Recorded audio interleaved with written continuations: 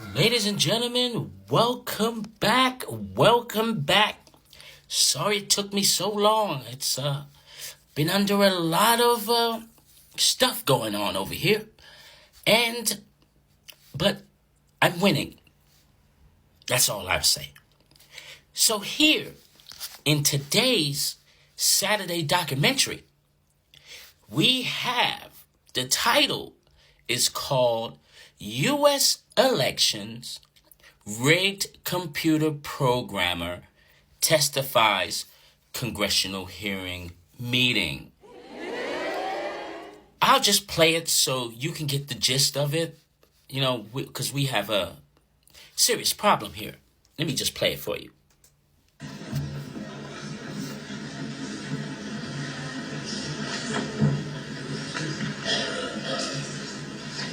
Mr. Curtis, would you please state your full name for the record?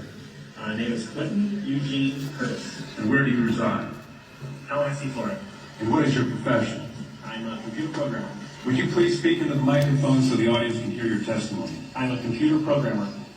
Mr. Curtis, are there programs that can be used to secretly fix elections? Yes. How do you know that to be the case? Because in October of 2000, I wrote a prototype for President Congressman Tom Feeney at the company I work for in Oviedo, Florida, that did just that.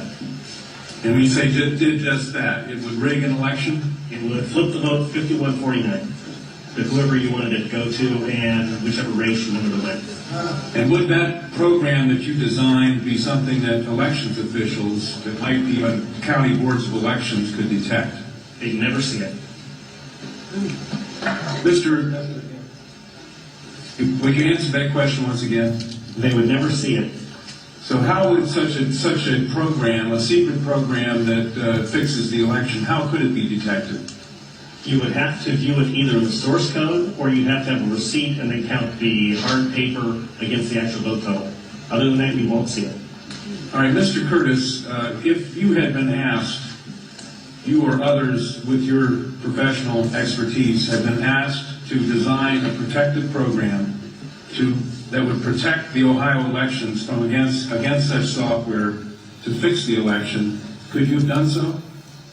If we've been asked to make a program that could fix the election, sure, anybody can do it. No, could you have designed a program or a procedure or a protocol that would have protected Ohio against this kind of rigging?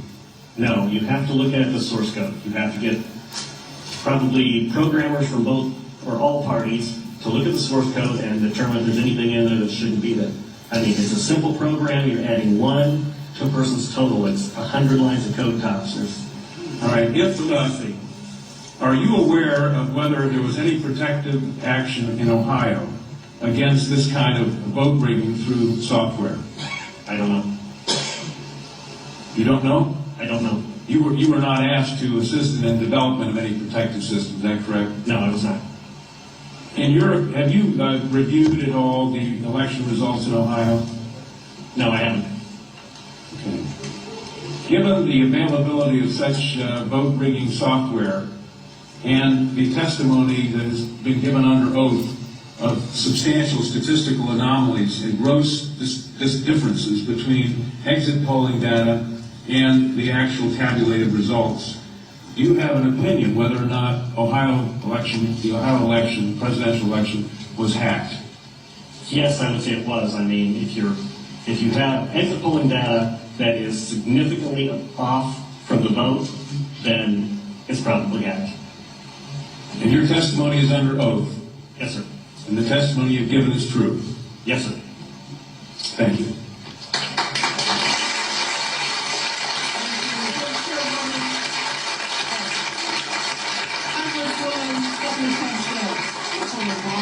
Have the same question. Back to the podium.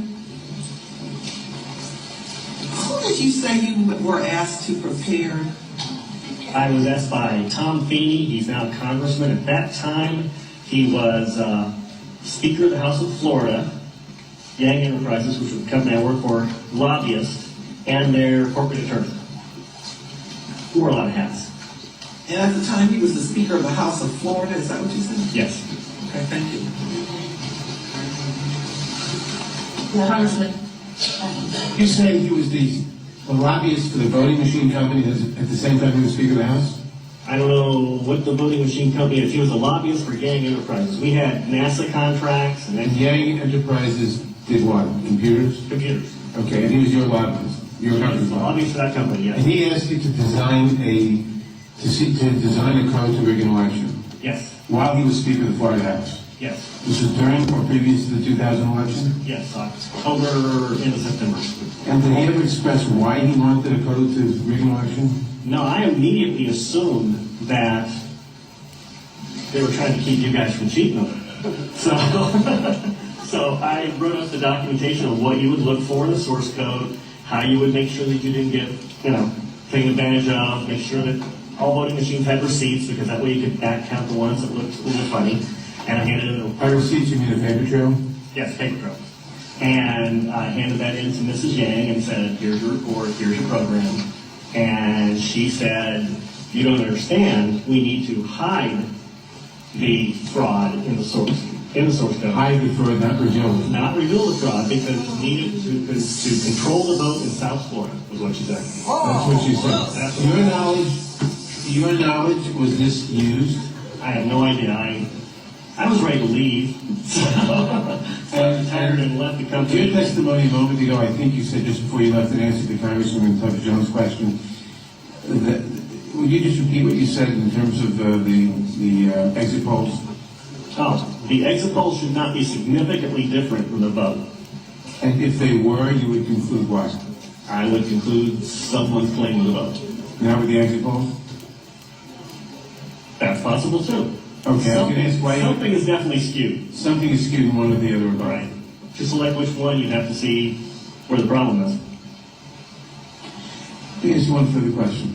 Assuming for the moment that such software, that's what you call it, such software to rig a vote was used in one or more machines in Ohio or in Florida, could you today detect that if you look at the source code?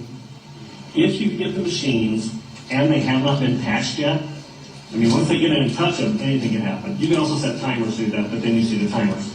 Then you have to take those machines, decompile them, which I couldn't do, but possibly a Microsoft and MIT something could do. You might be able to see it. You Or might not. Depends on how good they are at destroying what they had. destroy what they had by tampering the machine afterwards, or by programming a destroyed instruction in the first place. Right, because since you didn't Either or both? either or both. You didn't actually see what's in there, so you don't know if the code is running in a single executable or running in various modules. If it's running in modules, you can make the code actually eat itself. Let me ask you one further question. I've been told that people who assume that lots of the election results, or that a large fraction of the election result in a state may have been affected by deliberate fraud in the computer, are paranoid because in order to do that, you have to have access to thousands of machines, and that would be readily detectable. To what extent is that true? It depends on the technology you use. If you did a central tabulation machine that fed in, all you have to do is set a flag. You set a flag, the central tabulation machine would then flip your vote. So so one person putting in bad code in a central tabulation machine can affect. I'm gonna pause it right there. Right?